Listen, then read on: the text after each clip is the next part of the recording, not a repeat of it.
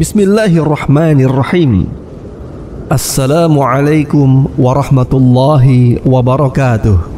Alhamdulillahi rabbil alamin. Wassalatu wassalamu ala nabiyyina Muhammadin sallallahu alaihi wasallam. Wa ba'd.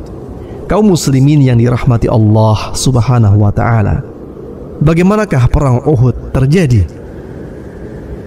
Perang ini terjadi di dekat bukit Uhud sekitar Madinah. Terjadi pada bulan Syawal tahun 3 Hijriah. Kafir Quraisy berambisi untuk mengembalikan martabat mereka di antara semua kabilah Arab dan berupaya membuka kembali jalur perdagangan menuju negeri Syam yang berhasil ditutup oleh umat Islam. Dengan ini, kaum kafir Quraisy berkeinginan untuk membalas kekalahan yang dialaminya pada perang Badar. Mereka menyiapkan pasukan besar dengan bekal yang banyak, meminta bantuan kabilah-kabilah yang bisa mereka gerakan untuk ikut berperang, juga para pengikut mereka yang terdiri dari budak-budak Habasyi. Mereka juga mengumpulkan pemuda-pemuda yang gagah berani sebagai persiapan untuk melakukan penyerangan besar. Seluruh pasukan Quraisy keluar bersama menuju Madinah di bawah 3 panji.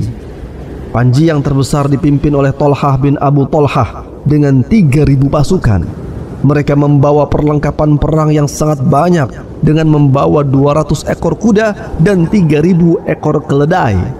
Di antaranya 700 orang memakai baju perang. Panglima pasukan perang dipegang oleh Abu Sufyan. Kabar berita penyerangan ke Madinah pun terdengar oleh Rasulullah sallallahu alaihi wasallam. Beliau mengajak kaum muslimin untuk siap-siap melawan mereka. Bersama 1.000 pasukan, Rasulullah sallallahu alaihi wasallam berangkat menuju Uhud. Namun, di tengah perjalanan, 300 orang prajurit keluar dari barisan di bawah pimpinan seorang munafik, Abdullah bin Ubay bin Salul, sehingga yang tersisa tinggal 700 prajurit.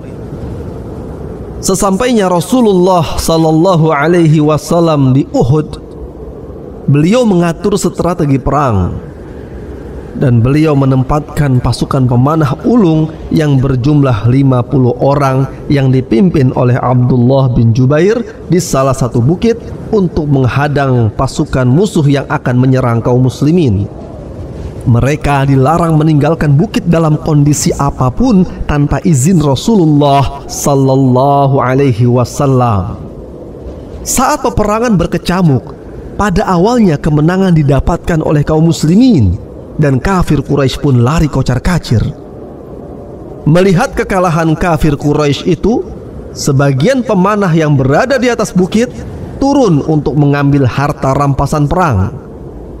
Mereka telah menyelisihi perintah Rasulullah sallallahu alaihi wasallam untuk tetap di tempat. Kesempatan ini dimanfaatkan oleh Khalid bin Walid yang ketika itu masih kafir dan menjadi panglima berkuda kafir Quraisy untuk mengambil alih bukit yang sebelumnya ditempati oleh pemanah kaum muslimin.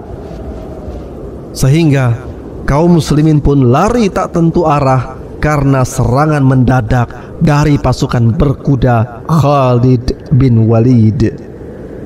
Karena inilah kaum muslimin mendapatkan kekalahan yang sebelumnya hampir menang.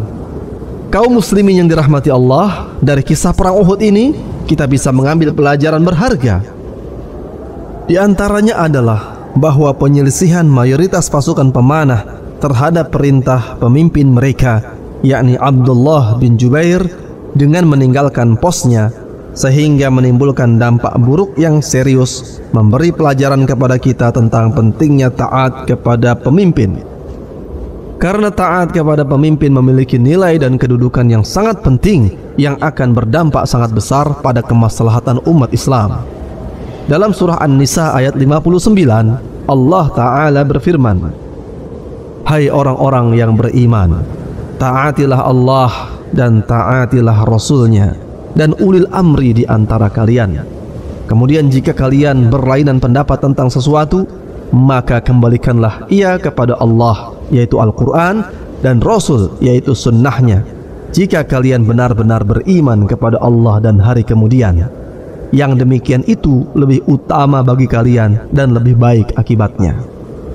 Surah An-Nisa 59. Pelajaran yang kedua, bahwa Allah dengan hikmahnya akan menguji kaum muslimin dengan sesuatu yang tidak disukai, seperti kesulitan, kekalahan dalam perang, yang mana semua itu harus dihadapi dengan kesabaran dan ketabahan, serta penuh keyakinan bahwa Allah akan senantiasa menolong dan memenangkan hamba-hambanya.